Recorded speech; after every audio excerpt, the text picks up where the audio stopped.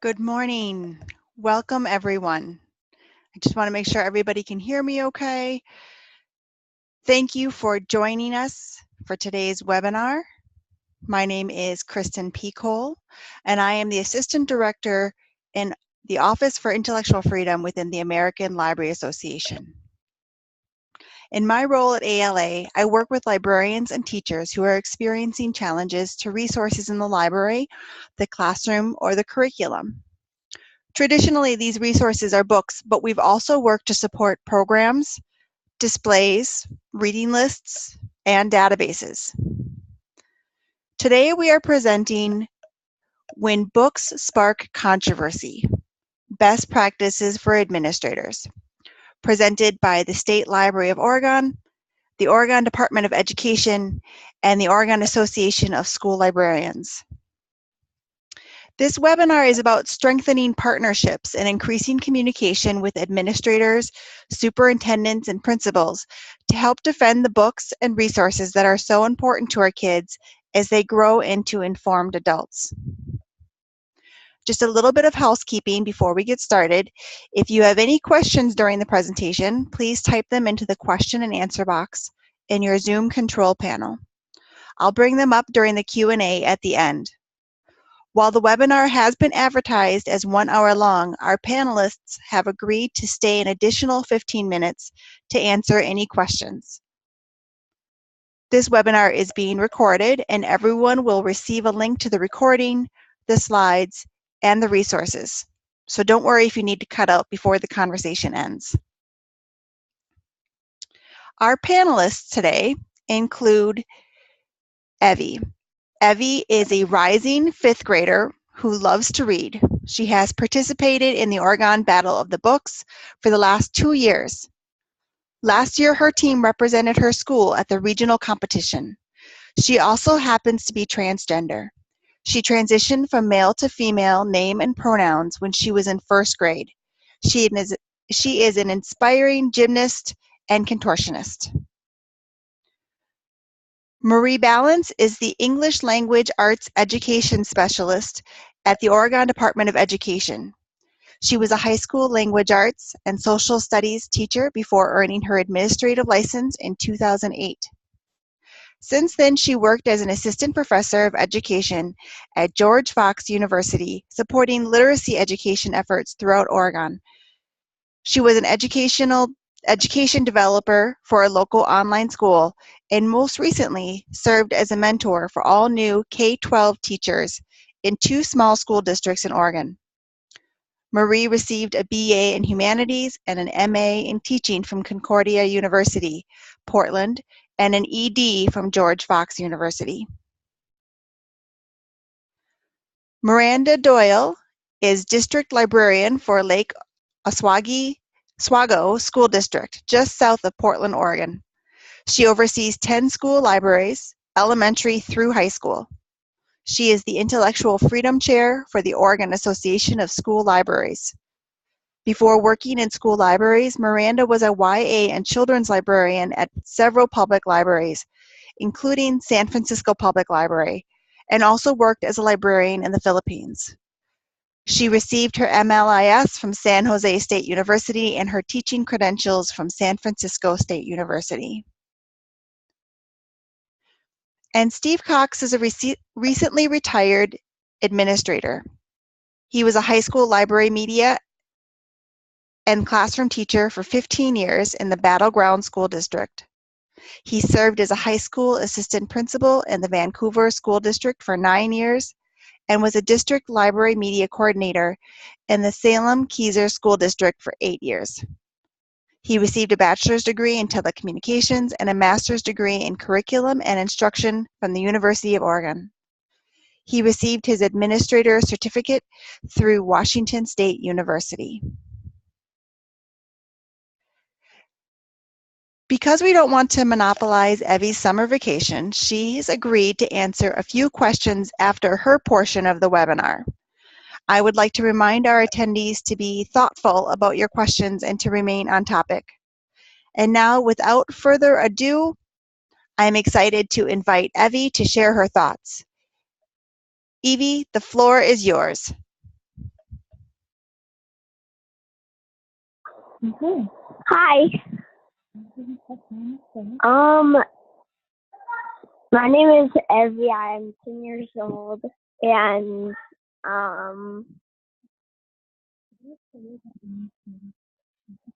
so when I was really young, I knew that I didn't want to be a boy, that I was a girl, and my parents first started seeing that when I was about 3 years old, and then since then, I just been getting into more girly stuff. And but in kindergarten, I went through a phase where I wasn't so much like that anymore because of my teacher said something really discouraging. And but after kindergarten, I got out of that phase, and then I transitioned in about mid first grade. And my teacher was very supportive with that, and she helped me through it.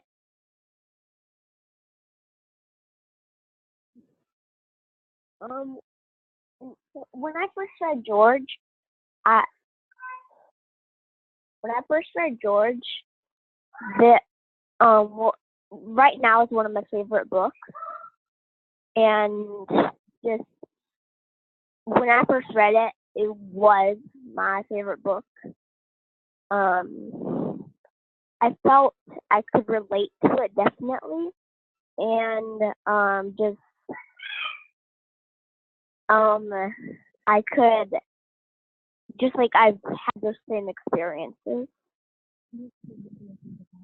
Well, George is about this transgender girl who no one really knows that she really wants to be she really wants to show the world that she's a girl, but no one really knows that. And when so she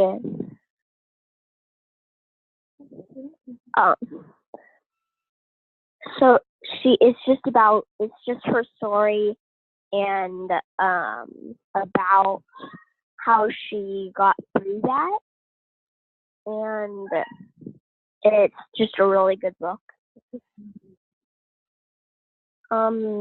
It meant a lot to me when I read it, so because like I said, I could definitely relate to it, and just so many experiences that were in that book I had to deal with also.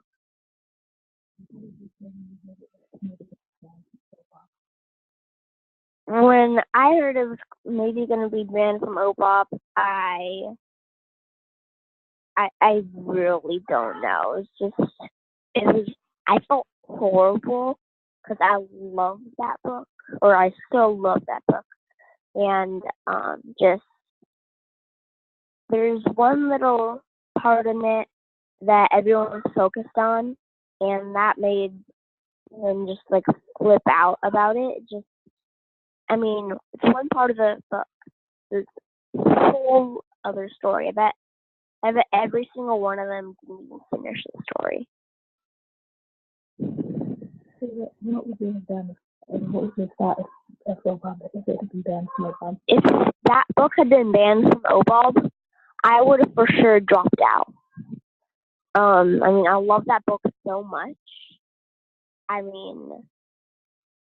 To think that it was chosen to be on OBOB, I love the idea of that.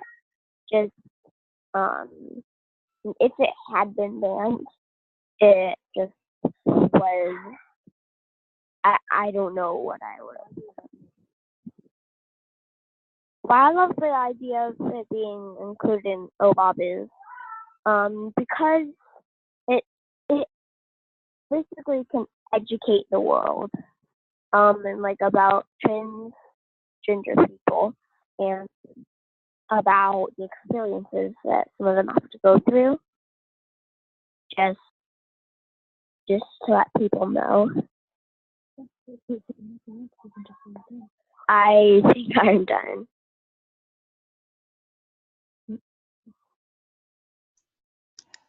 Evie, thank you so much for sharing your story. I think we might have a couple people with some questions for you.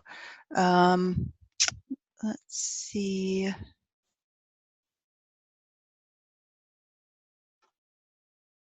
Looks like Beth Ann had raised her hand. Beth Ann, did you have a question?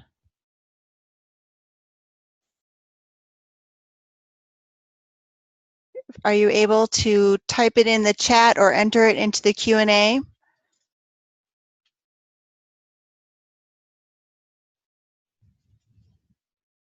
All right, here we go. Evie, have you participated in the OBOB before? Yes, twice actually.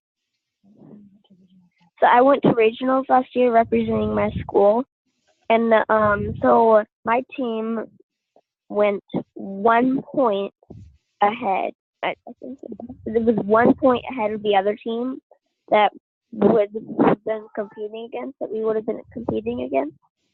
But we probably would have gone anyway because it was like all of them had like basketball or baseball or something. And you enjoy it? Yes, I enjoy it very much. That's great. Yeah, I'm not sure if I'm going to do it again this year though.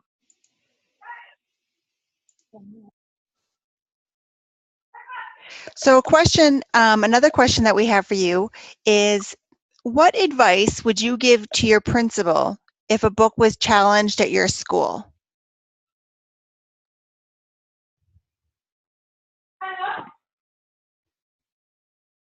What advice would you give her principal? What are you thinking about it? The advice that I would give a principal if any book was to be challenged is Right. probably like stand up for it. Just don't stand in the shadows. Help it. Just protest.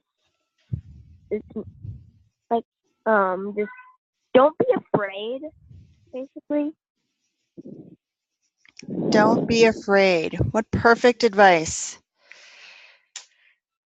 Were there other events in any of the other OBOB books that you read, either this past year or the last years that you've been doing it, that might have been concerning in similar ways to the controversial parts of George?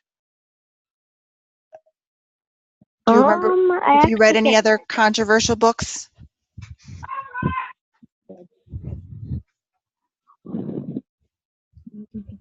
What are you thinking?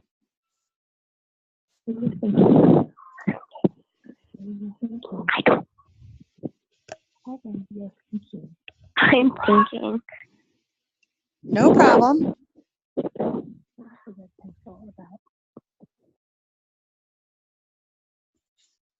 That's kind of a tough one because I don't even remember all the books that I read in the past year, let alone. Yeah. There was this book. It's called The Red Pencil. It was about this girl who her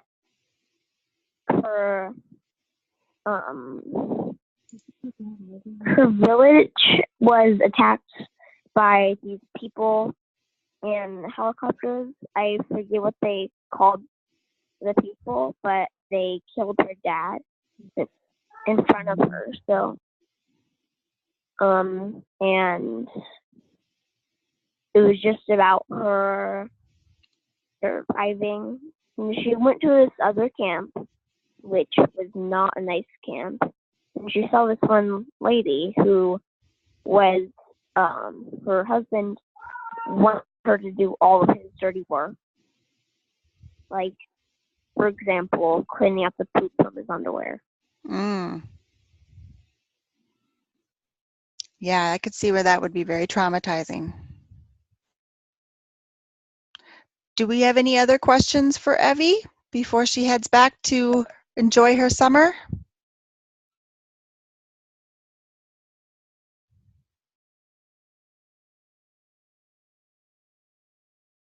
All right. Evie, thank you so much for joining us today. You're welcome. Thank you for having me on it. Take care. Enjoy 5th grade. Okay. Bye. Bye-bye. Bye. And our next panelist is going to be Miranda Doyle.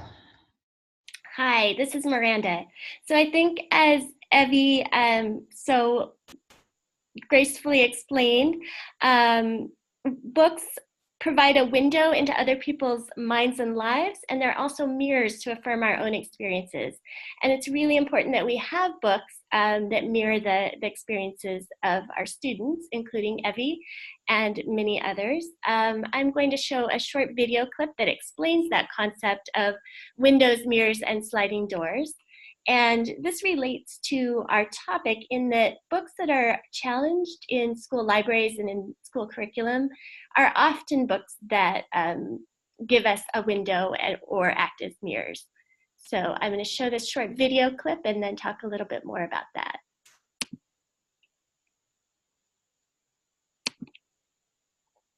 We need diverse books because we need books in which children can find themselves, see reflections of themselves.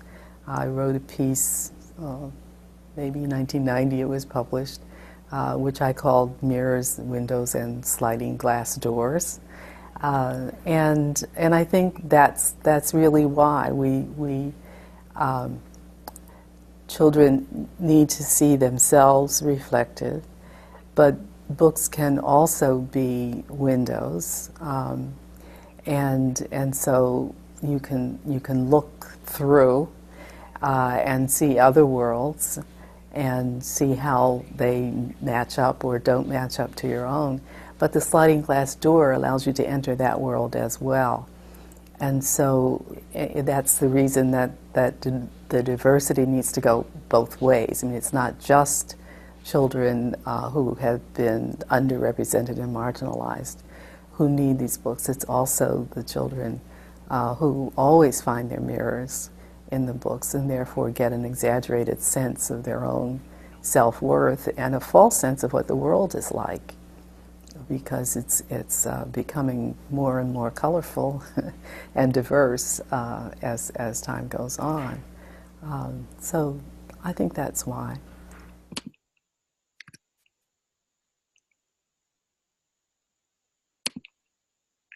All right, so when we're talking about diversity and equity, those are things that we think about as librarians and people who are choosing materials for the curriculum or for the library collection.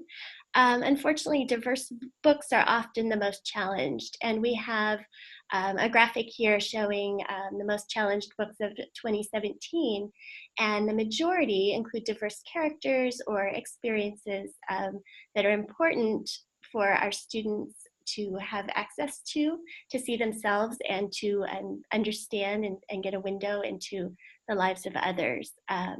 So that's something to think about as we talk about how books are selected and what to do if there's a challenge, a complaint, or a controversy.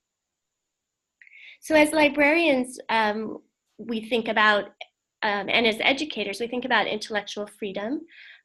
So I believe that every individual has a right to read, to seek and receive information from many different points of view.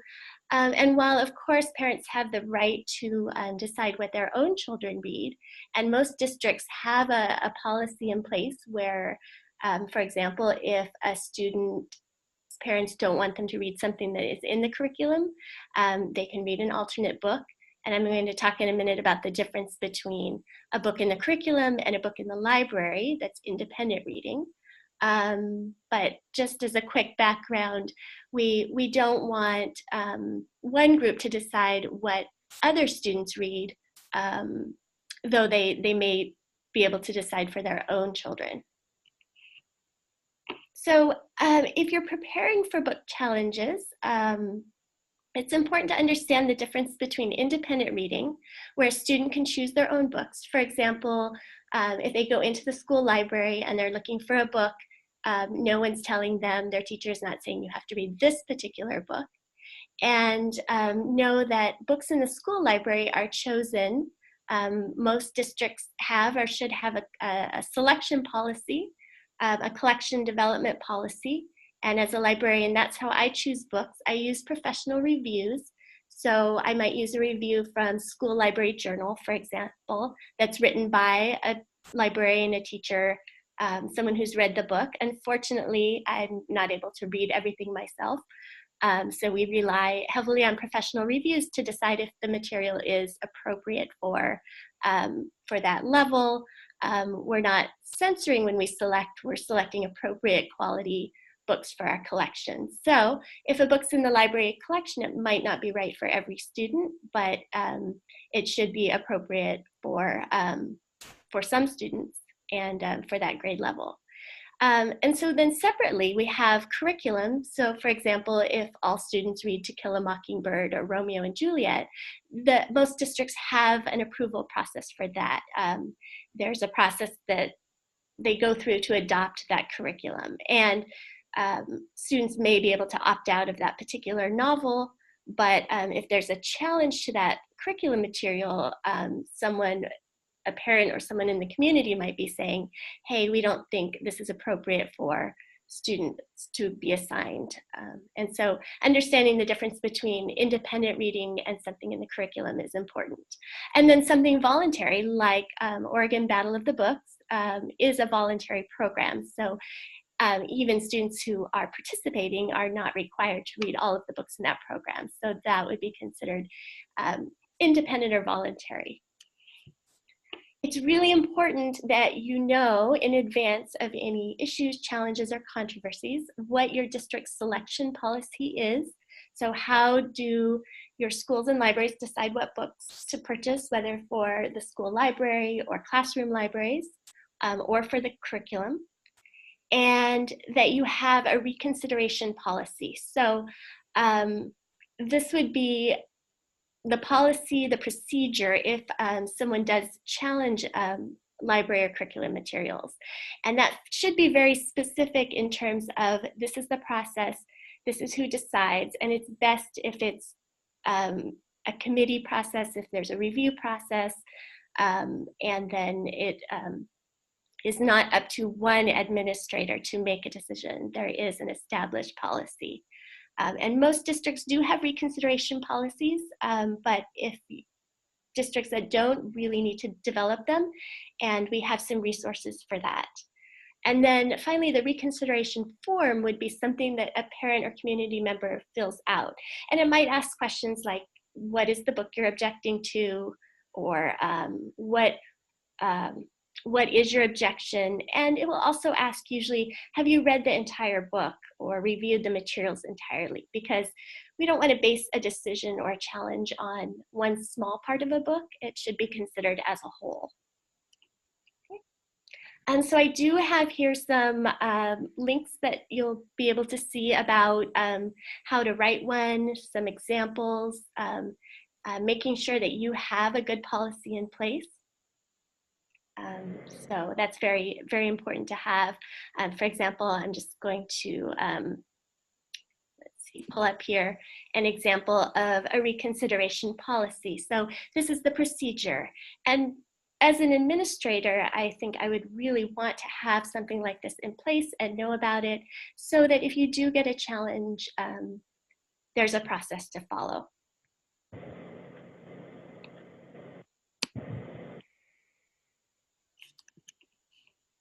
All right, so I'm going to now turn it over to Steve. So I'm going to stop sharing and let him take over and share from an administrator's perspective and someone who has had some of those conversations. Well, good morning. Thank you. Appreciate that. That's great background about knowing your district policies and understanding how things work. And I would say as an administrator, if there is not a policy in place or a set of procedures, that's something as a district that needs to be undertaken and needs to be started, and there needs to be a lot of conversation around that so that when there is a reconsideration, everyone knows what's the process is and what's going to happen. One of the things about receiving a reconsideration or a challenge, which some districts call it a challenge, is it'll often be a parent who drops into your office. It'll be a parent who makes a telephone call and they're upset, usually. Sometimes they can be angry. Sometimes they can be feeling threatened. And so as an administrator, I think one of the best tools you can use is the same set of skills you use for every problem that you encounter, which is to put on your listening ears, to stop, listen carefully to what they have to say. And the most important thing is that people want to be heard. And so if there's a concern about a book, first of all, take good notes, hear what the concerns are, find out if the person has been reading this and is whether it's a voluntary or an independent reading assignment. And then also understand the difference as to whether it's a classroom or a library material that they're talking about, because there's a different set of criteria for each of those. Okay, so I'm going to go on. Now let's just take a common scenario of the parent coming into your office or making a phone call and about a book that they've borrowed or had to read. First of all, as I talked about before, listen, don't talk or explain. Just listen to what they have to say. If you can, paraphrase it back to them to make sure that their concerns are being understood. Make it clear that they're being heard. You don't want to minimize what they're saying, but you don't want to exaggerate it. Just listen to it and then repeat back to them. Another important thing is don't make judgments or promises. And it's sometimes hard to do because parents will press and want an immediate resolution to their concerns. So you want to just listen, tell them you're not going to make a judgment or a promise at that time. If you need to, you can share policies, but this isn't really the time to do that. I think it's a time for listening. And then ask the parent when they've finished and you've paraphrased back to them for time to investigate what has been said and how this book is being used either in the curriculum or in the library or in something like the Battle of the Books. And then schedule another meeting time. It's really important to have a follow-up meeting to this. That it's not a one-time situation. That at that time you can share your findings with the parent and talk to them about, steps if there needs to be steps. And then I'm going to move on to the next slide. This is the things that I was just discussing. The last part are the options, which during a meeting, a follow-up meeting, you can talk about your recommendation of things that could or might be done. Some of those might include, if it's a curriculum-based project where they have to read a book for a class, you might suggest, after discussion with the teacher, whether there's an alternative assignment possible for that student, if they're really feeling that that book is not something they want their child to read. The next one would be to restrict access, if it's a library book, for that student for certain types of material. And the parent can do that. It's not a recommendation I have, but it can be done where the parent can say, I don't want them reading any books of a certain genre. And the library media person can make note of that and then can reflect that in book selection that students have when they come to the library. The other thing would, last but not least, would be the reconsideration form. And I'm assuming that most districts have some sort of form in place. I would say not to recommend that right away. I think as an administrator, your strongest skill is one of arbitrating and working through problems. That's a last resort. And one thing you might want to share with parents is that if it does become a reconsideration, it's going to probably go to a formal procedure. It may end up in the newspaper. So you want parents to be aware of all the ways that this may impact other students or impact the school or the district. So those are some things that they should be aware of.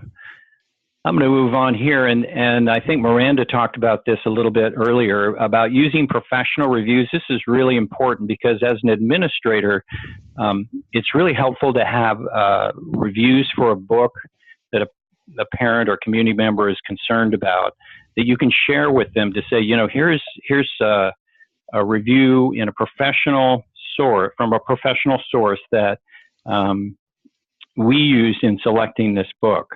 And it says it isn't just our opinion about this book, it's also the opinion of people who are knowledgeable in this area. And to also understand that we use these reviews for selection, not to censor books. We use them in ways to help us define our choices and make appropriate choices for grade level and for curriculum. And then finally, important part is to contact your librarian.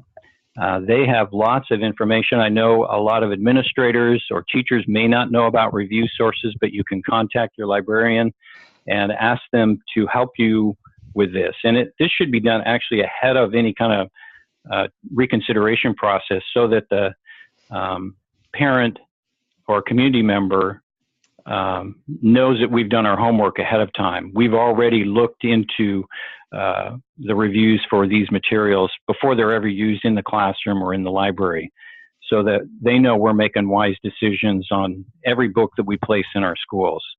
And I think once they understand the process that's in place, they can feel a lot better about why a book is in the school and how it's being used. And so with that, I'm going to turn this back over to Miranda. I think Miranda's got some slides here that she's going to share, moving on to the next part.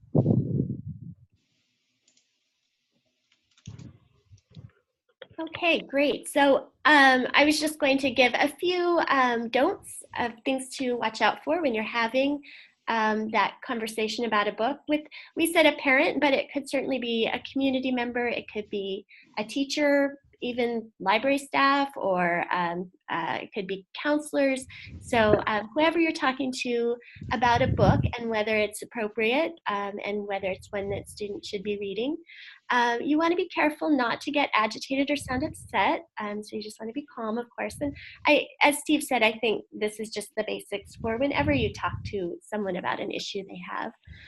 You don't want to jump in with your personal or political opinion about something. At this point, you're just listening and hearing them. And I will say that in my experience, 99.9% of the time, that person just wants to be heard and discuss it and get more information, and they're not necessarily going to take it to the next level or the next step. And I also wanted to add that when we're talking about a parent, for example, or guardian, for example, and their own student, I would really encourage them to have a conversation with their student about what the family believes, about what they think is appropriate, about the materials, about what they would like to see their student reading, would be a first step before restricting or challenging a book. As you are having that conversation, Steve did mention this, but hold off on promising to take a specific action. That person might be thinking that by calling an administrator or speaking with an administrator, the book will be removed and that will be the end of it. But really at this point, you don't want to promise that or say that that's what will happen, because your district will have a policy and a procedure, and that protects everyone and makes sure that things go through a process. On the other hand, you want to be careful not to sound preachy or say something like, oh, you know, students have a right to read whatever they want. Again, just listening. You could share policies, or you could wait for a second meeting. And then be careful about not pushing anyone to fill out that reconsideration form on the spot. You know, you don't want someone to say, I'm not sure about this book and whether students should read it, and then say, oh, okay, here's the form, we'll start that school board process right now.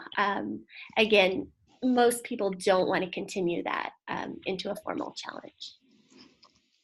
And then on my next slide, I have information about just practicing. So one thing that's really helpful, I think, is to look at different scenarios. What might happen? Practice with someone, or just read over some possible issues that might come up depending on your grade level. What are things that could happen? And there's a link in here to different things you might hear, maybe not about the specific book shown here, but just so you can think through, like, how would you respond to that? And realize that the types of things that might come up are not always as simple as a parent saying, I don't want anyone to read this book. I want this book removed from the library. So if you look at that first role play, for example, there's an example of a book that people have complained about based on illustrations. Is it racist? Language in a book can be a concern. And one question to ask there always, I think, is, have you read the whole book and taken it in context, or did you just see a single word or a couple of words that bothered you? So that's a way to practice. It could be something to do with staff members, with library staff, or just to look through.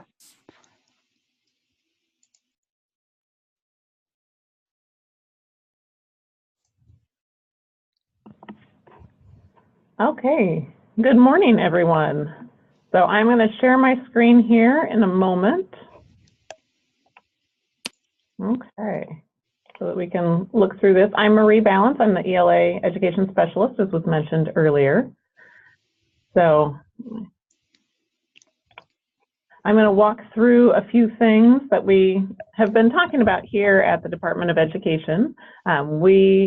Our job is to support educators and administrators, obviously, in all the work that you do, which is fabulous work, and we're really appreciative of everything that you do out in the field.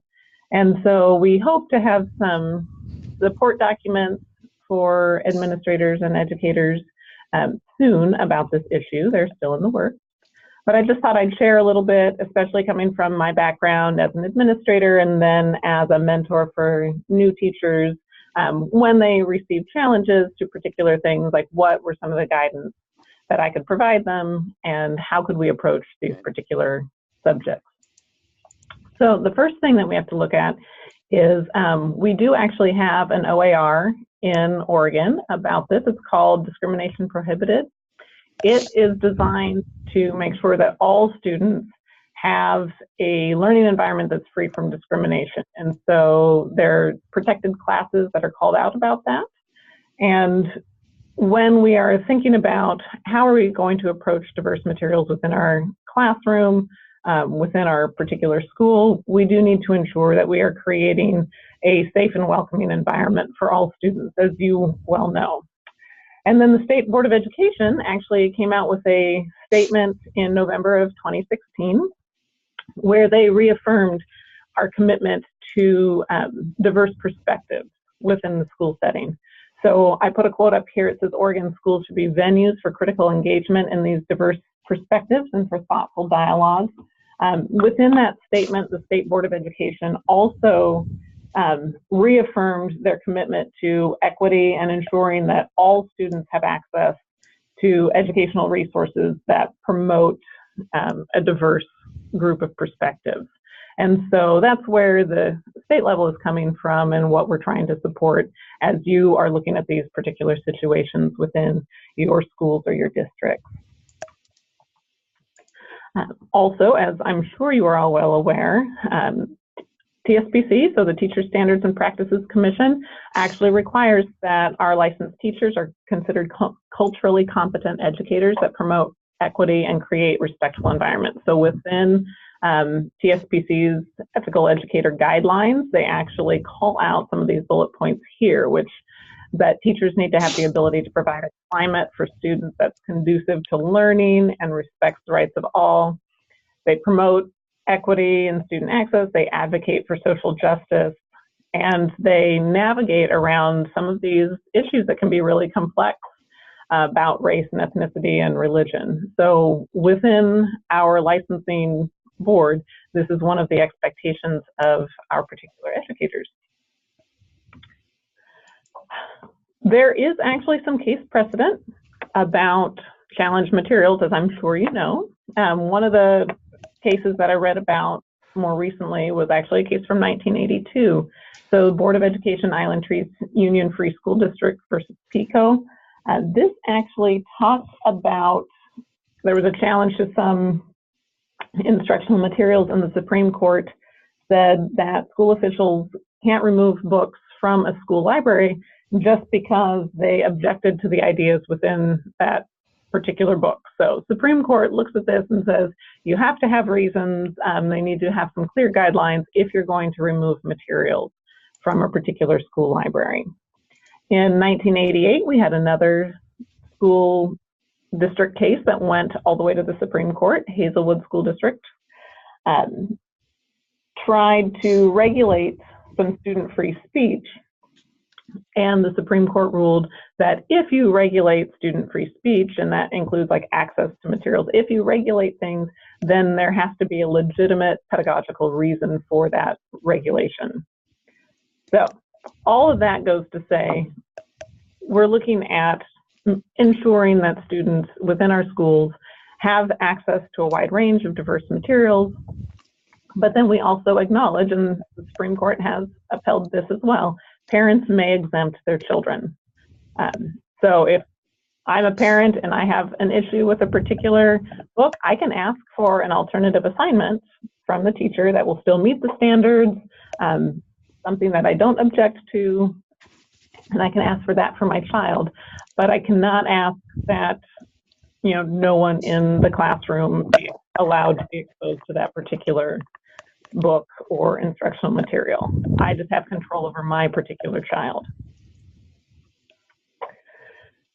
One of the things that I've seen in my role as a mentor, and then here also at the state level, is that sometimes things are challenged around some particular content areas.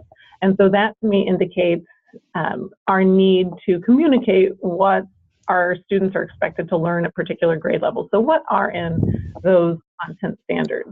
In Oregon here, we have several different areas that do get challenged occasionally. One is our comprehensive sexual education standards. So what I've done is I've put a link within this slide, and I'm sure you'll get it in the resources. We have sexual education standards for K-12, and then within the Oregon Health Education Standards and Performance Indicators, the informational sheets actually breaks down what is appropriate to teach at each particular grade level. So what is considered grade level appropriate? Oftentimes we will have people talk to us like, that doesn't seem like it's a grade appropriate, you know, issue for students to be reading about. For example, with the OBOB challenge to the book George, oftentimes you'd read in the paper, people say, that's not grade level appropriate. So then we go back to the standards and we look at the informational sheets, and we find that discussions of gender identity actually start in kindergarten, according to the standards. So in the standards, the experts that have created these, that have said what is developmentally appropriate, they've determined particular things are developmentally appropriate for these younger grades.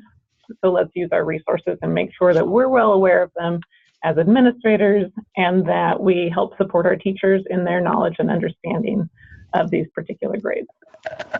Coming from a background in English language arts as well as social sciences, the social science standards can often also talk about things that get challenged, things like exposing children to world religions, helping them understand diverse multicultural history and how that impacts what we do now and what our history is and what our culture is now. And sometimes that gets challenged. And so understanding, okay, this is still an expectation.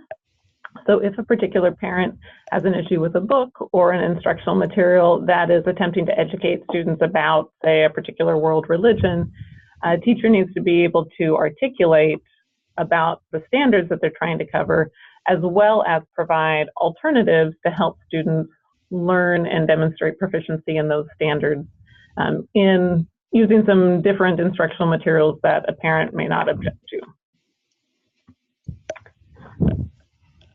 So these are just some ideas for different levels of district and school administration. Here's some best practices for school boards. There are some examples in the resources where you can access. If your particular school board does not currently have written policies around how to handle challenges to instructional materials, this is a great opportunity for school boards to start developing those written policies. So in terms of school boards, best practices include defining an educational philosophy that promotes equity. Here at the state level, everything that we do is seen through the Oregon equity lens. And so we encourage all of our areas within Oregon, all of our districts, to also use that equity lens as they are creating policies and as they are promoting their work. Also create a clear process for someone to challenge instructional materials. So generally speaking, a lot of the guidelines nationally are that complaints would be in writing, that complainants would have read the entirety of the challenge material, not just a small portion, that you have a review panel that includes very diverse stakeholders that reviews any challenges, that you keep the challenge material in the particular school while it's going through this review process, and you have measures in place to ensure that there's equity and that this is not a discriminatory decision at all. And then once you have those clearly written guidelines, you follow that procedure with fidelity. So once things are written, you are always using that particular procedure if something like a challenge ever pops up. So obviously the school board is then tasked with providing guidance to their school administrators. And as a school administrator, I often look to my school board for the guidance that I needed as I would move forward, especially in some challenging situations. As an administrator, here's some things that I used and that are national recommendations. So if you're unsure about what your district policy is or your district procedures, just ask for clear guidance and policies. Make sure you're including your equity personnel in your decisions regarding challenging instructional materials. Work with your teaching staff and your school librarians, if you have them, to ensure that everyone understands what to do if materials are challenged. And then speak with parents. Make sure that you're educating people about why particular materials are chosen and how they meet the standards. Now, I will reference what Steve had mentioned. When a parent is coming to you with a concern, it's really just best to listen at first. Listen and then set up a meeting that you can get back to them, because most of the time, parents just want to be heard. And that's been my experience most of the time. If they feel like you are really listening and understanding their concerns, then that's usually where it ends. So teacher educators, as you're selecting materials, make sure that they're clearly connected to your particular educational objectives and to your learning standards. So there are so many different materials that we could use when trying to teach particular standards that it's really important to be thoughtful about what we eventually choose. Now, some of our districts have very clear curriculums that are adopted, and some have more freedom and don't have as many curriculums adopted. So if you're coming from a district that has a lot more freedom, where you're choosing what you're going to use, then just make sure you have that thoughtful process.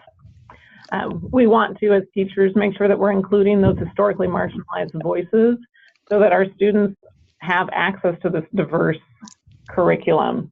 Again, we want to open their eyes, give them a window to the outside world, and also provide that mirror, as Miranda mentioned, having windows and mirrors so that they see themselves in what we're teaching, but they also get exposure to the world around them as we're educating them and getting them ready for college and career success once they leave 12th grade. And just be able to share those curriculum choices to students and parents. So going back to when I taught social studies, sometimes we'd have parents who were concerned about, maybe their child was studying many world religions, as some of the standards were in place. And so I'd say, okay, I understand that you are having some concerns about your child studying these different religions. Talk about it. And then let's address these concerns. And I'll share with you why I made these particular choices. And usually once parents understood what was being taught in the classroom and why it was being taught, and how the thought process went into selecting particular materials in order to support those standards. Almost all of the time, that's diffusing the situation. They really just want to be heard and know that their child is being supported in their thoughts and in their growth. Okay, and then engage with the community about the need to study a diverse group of materials. We really want to prepare students for college and career readiness. That is one of our main goals as educators.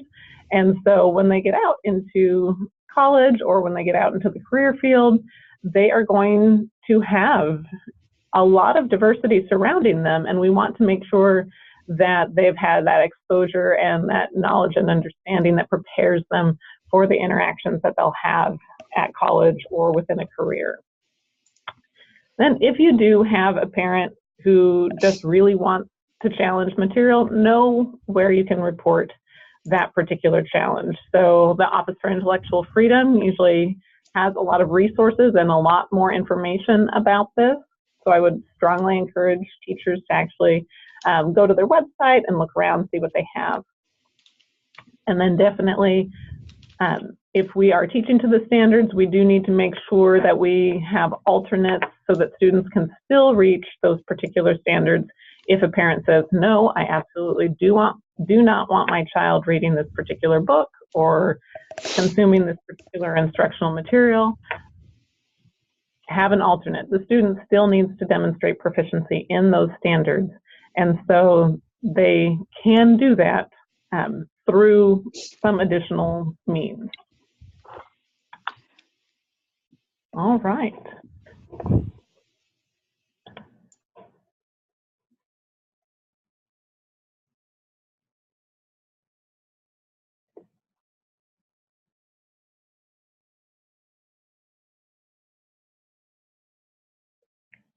I'm going to turn this back over to our host so that she can wrap this up.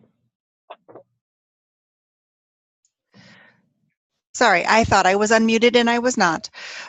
So thank you so much to our panelists, Marie and Miranda, Steve, and of course, Evie. There's been some great conversation. I'd like to open it up to some questions now, and I'm going to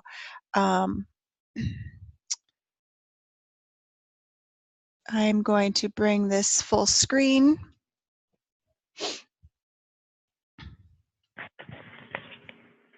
You can either leave your questions in the chat box or in the Q&A.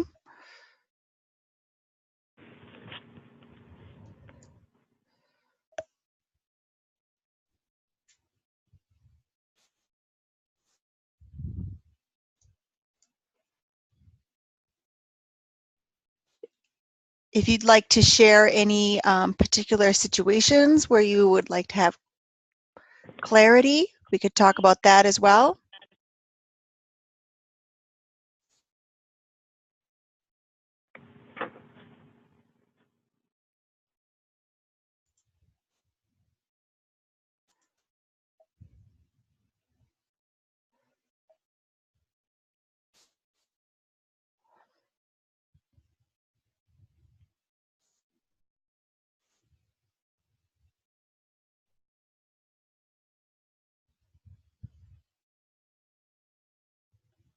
I believe there was a question from a library assistant that was posted in the question chat area earlier. Yes. The question was, I am a library media assistant at an elementary school with no school librarian.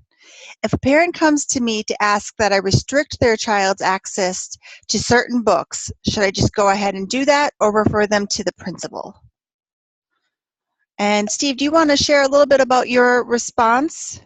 Yes, and that's actually come up in Salem Kaiser when I was there, because a number of our libraries have assistants, and my recommendation to them, and that I responded in writing on the question to the person, was that I recommend you always include your principal in any conversation regarding student access to materials. And that would be whether it's supplemental or required reading. It's just good for the principal to be in the loop on that conversation. and for them to be, part of the decision, because it does affect the child's learning, and I think that's just the right thing to do. Not to say there'd be any different decision, but the principal, as the educational leader of the school, needs to know those things.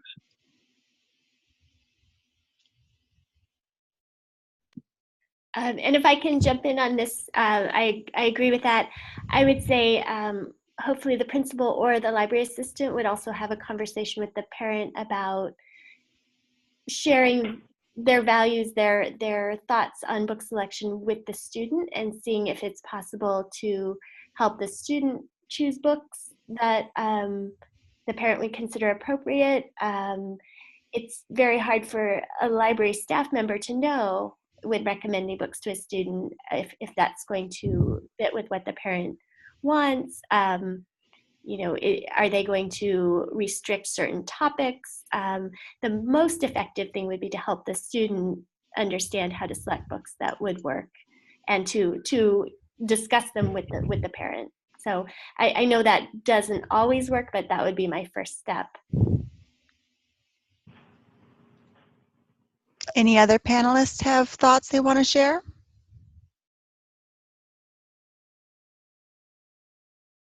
We have another question from an elementary school library tech. She's concerned on how to offer them alternative materials when funds are so limited. In the past, students have just sent to the library and sits for the whole period. Any ideas? This is Steve. My question would be to the teacher. I think that needs to be a conversation with the teacher about what kinds of alternative materials they're looking for, and what, in terms of what range would be acceptable for an alternative assignment. So I think, the assistant needs to be proactive and approach the teacher about, well, what exactly you're looking for. And if it's not something that the library already has available, then again, that might be a conversation with the principal about how can we obtain these materials. So, you want to make the library a place where people can go to obtain things. And if that's going to be an ongoing need, maybe there needs to be some additional materials purchased. And this is Miranda. Marie, I'm wondering if you want to weigh in, because I feel like if the student needs to meet the standards in some other way, sending them to the library wouldn't be the appropriate thing to do, unless they were also provided with curriculum materials.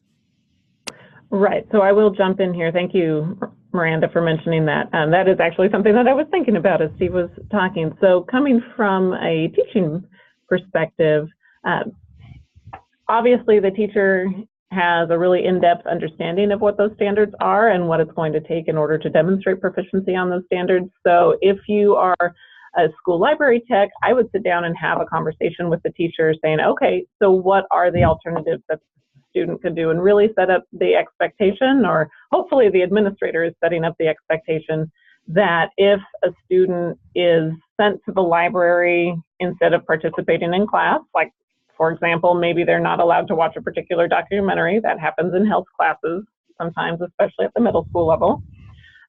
If they're being sent to the library, then they're being sent with alternative materials in hand, and an expectation that's been previously communicated to the library technician about what the student is going to do with those alternative materials, and then what the expectations are when the student comes back into the classroom. So again, like I've said, this happens in middle school health class. Oftentimes, kids will be exempted from particular documentaries that they're viewing, and so maybe they'll have a written assignment that they can read through and then come back to class, so that they can still participate in the discussion and they can still demonstrate that they've met the target standard in another way, but that's set up and arranged ahead of time. So if that's not happening, then I would just have a conversation with the teachers so that you can all be on board and all work together in order to meet that.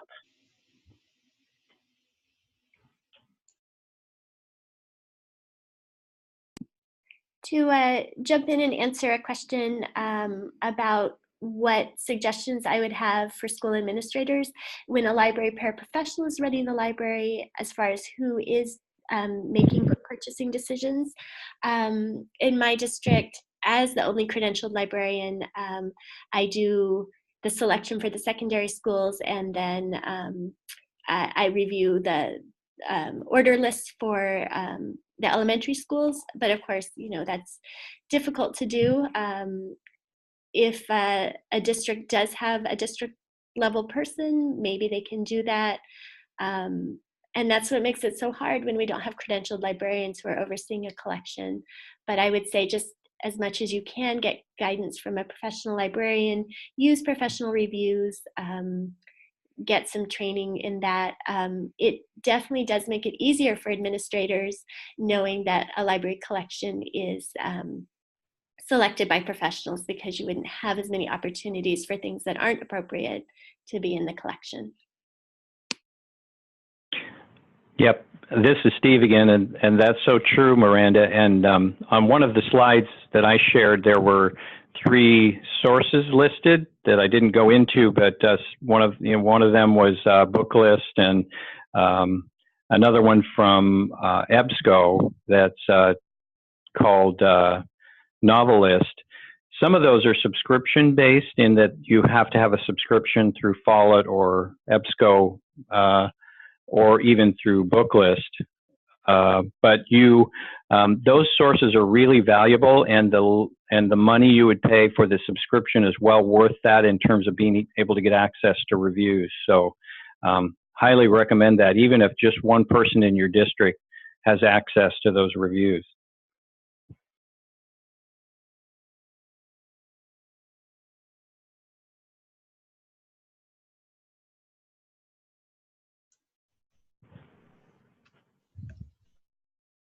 Do we have any further questions? I want to make sure I also put up the slide with everybody's contact information. There's all the email addresses for everybody.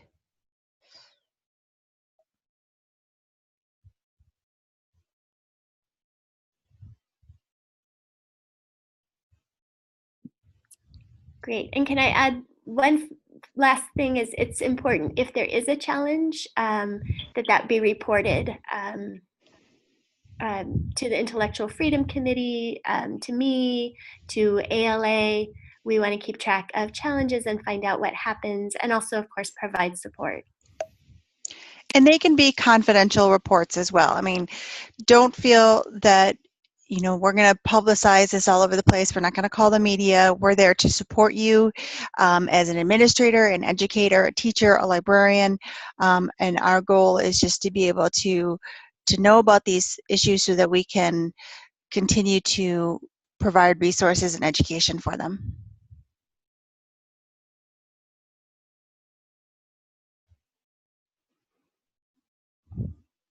All right, if we have no further questions or comments from any of our attendees or from our panelists, I would love to say thank you. We also have,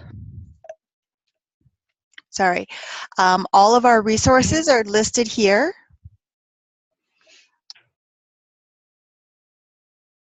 And I just want to say thank you for taking your time out of your day to really join us and have this discussion and really try to strengthen these relationships and to open these kind of communication lines up. When books are challenged, it can be hard on everybody, and so it's important that we continue to have these conversations and be there for each other. So thank you to our panelists, to Steve and Miranda and Marie, for Jennifer for bringing this all together. I really appreciate everybody's time and effort and expertise. So thank you for joining us.